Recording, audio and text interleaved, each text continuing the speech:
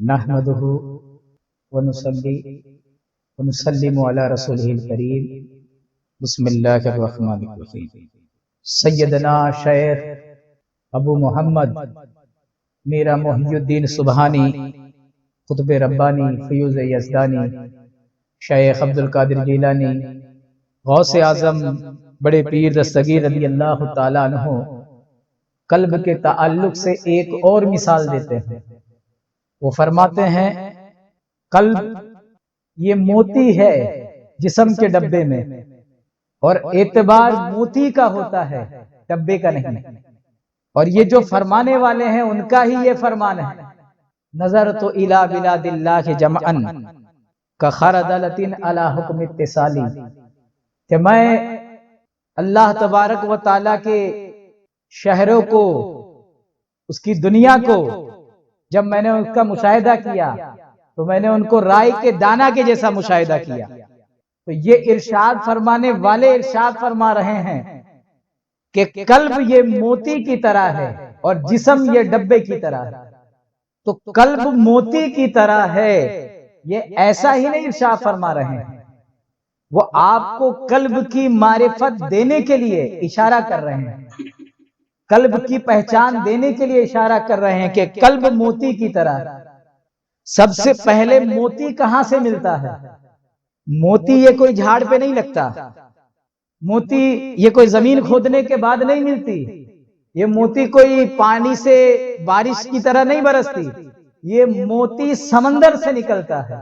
موتی تو گویا غوث اعظم یہ فرما رہے ہیں قلب کو موتی بتا کر کے کہ آپ قلب کو موتی کہنے سے قلب یوں ہی نہیں سمجھیے، قلب تو ایک اتھاہ سمندر ہے، قلب تو ایک اتھاہ سمندر ہے۔ اسی لیے سلطان باہو رحمت اللہ علیہ فرماتے ہیں کہ اگر جب عارف کو قلب کی زیارت کرائی جاتی ہے، اس کو جب قلب کا مشاہدہ ہوتا ہے تو وہ قلب کو اتنا وسیع ترین پاتا ہے کہ اگر پوری کائنات کو اگر قلب میں ڈال دیا جائے، پوری کائنات کو اگر قلب میں ڈال دیا جائے تو گویا وہ ایک وسیع ترین میدان میں رائی کے دانہ برابر ہوگا۔ تو قلب جو ہے موتی سمندر سے نکلتا ہے، تو سرکار غوث اعظم نے جو عقل مند کو اشارہ کافی ہے تو سرکار نے اشارہ کر دیا موتی کا تعلق۔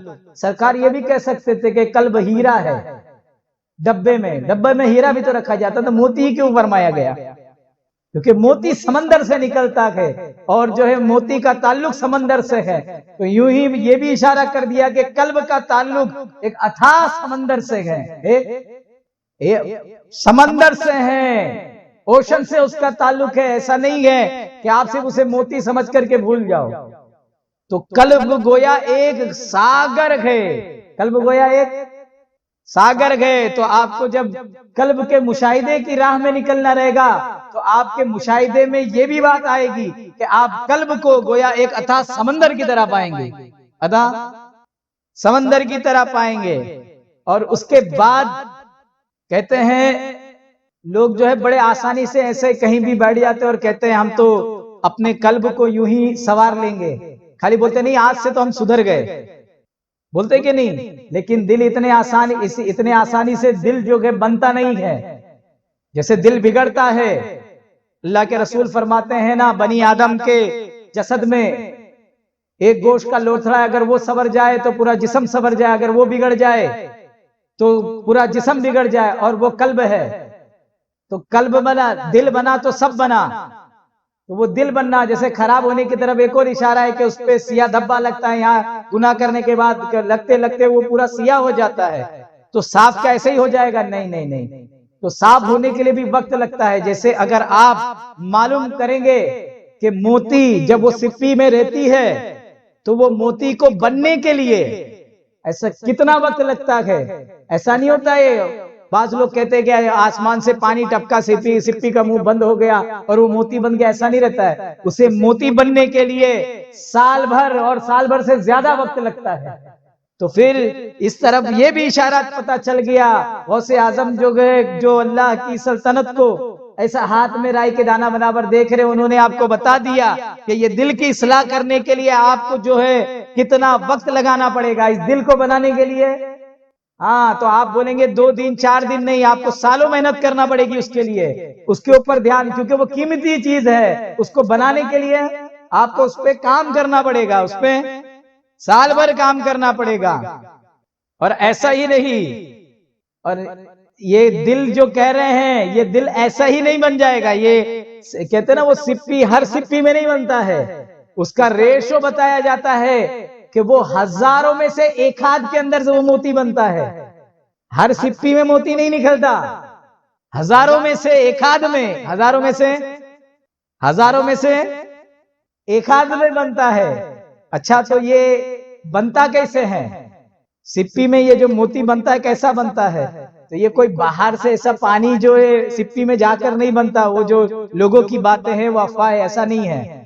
وہ سپی کے اندر جو جیوانو رہتا ہے، سپی کے اندر جو جان رہتی ہے، وہ جان کو اس کے اندر جو گئے کوئی ذرہ چلے جائے، کوئی چھوٹا بھی ذرہ چلے جائے، کوئی جیسے آنکھ میں دھول چلے جاتی ہے پریشان کرتی ہے نا، ایسا ذرا بھی چھوٹا بھی تنکا بھی چلے جائے وہ اس کو انڈر ڈسٹرب کرتا ہے. تو وہ ڈسٹربنس سے بچنے کے لیے ایک وہ سلائیوا جیسی جو ہے نا کیمیکل چھوڑتا ہے، اور وہ کیمیکل اس کو گھیر لیتا ہے، وہ چھوٹے سے ذرے کو گھیر کر کے پھر وہ جو گئے اس کے سکون کا سامان مہیا کرتا ہے. پھر وہ جو اس جیوانی کو پریشان نہیں کرتا، اور وہ جو سلائیوا چھوڑتا ہے وہی جو گئے جو سلائیوا جیسے جو کیمیکل چھوڑتا ہے، ترل پدارتھ جو لیکویڈ پدارتھ چھوڑتا ہے، وہی بعد میں وہ موتی کی شکل لیتا ہے، وہی موتی کی. تو وہ کہیں باہر سے جو گئے موتی نہیں آتا، تو کہیں باہر سے آپ کے دل کا سامان نہیں آئے گا، آپ کے دل کا سامان آپ کے اندر ہی موجود ہے. آپ کو آپ کے دل پر جو کام کرنا وہ اندر ہی کرنا ہے. اور وہ آپ کا دل کب پاک ہوگا؟ وہ جب وہ دل کو پریشان کرنے والی ساری چیزیں آپ ہٹا دو گے، اور دل جب مطمئن اطمینان کے مقام پہ آ جائے گا. الا بذکر اللہ تطمئن القلوب، جب وہ جو گئے اس اطمینان کے مقام پہ آئے گا تو وہ دل جو گئے پھر موتی بننے لگ جائے گا. دل موتی بننے لگ جائے گا. سمجھ میں آ رہی بات؟ دل موتی بننے لگے گا. بس یاد رکھیے. اور پھر جب وہ موتی ہوتا ہے تو موتی چمکدار ہوتا ہے. کیا ہوتا ہے؟ موتی ہوتا ہے، چمکدار ہوتا ہے. اور دل بھی جو ہوتا ہے یہ نورانی ہوتا ہے. پھر کیا ہوتا ہے؟ پھر یہ نور کی طرح، یہ آپ کو پتا بھی چلے گا بالکل یہ نور کی طرح ہوگا. بالکل جیسا آپ ایک شمع جلاؤ تو کیسے روشنی ہو جاتی ہے، بالکل آپ کا قلب بھی اسی شمع کی طرح روشن ہے.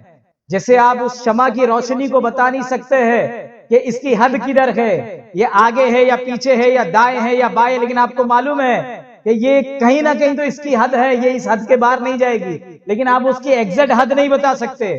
ویسا ہی قلب ہے، وہ بھی شمع کی مانند ہے آپ کے اندر. کس کی طرح؟ لیکن وہ موتی کی طرح جو ہے منور ہے، چمکدار ہے. کیا ہے؟ نور رکھنے والا ہے وہ. تو آپ جو ہے اپنے قلب کی حقیقت کو سمجھو. اللہ تبارک و تعالی ہمیں جو ہے غوث اعظم کی ان مثالوں سے اپنے قلب کی جان پہچان حاصل کرنے کی توفیق عطا فرمائے.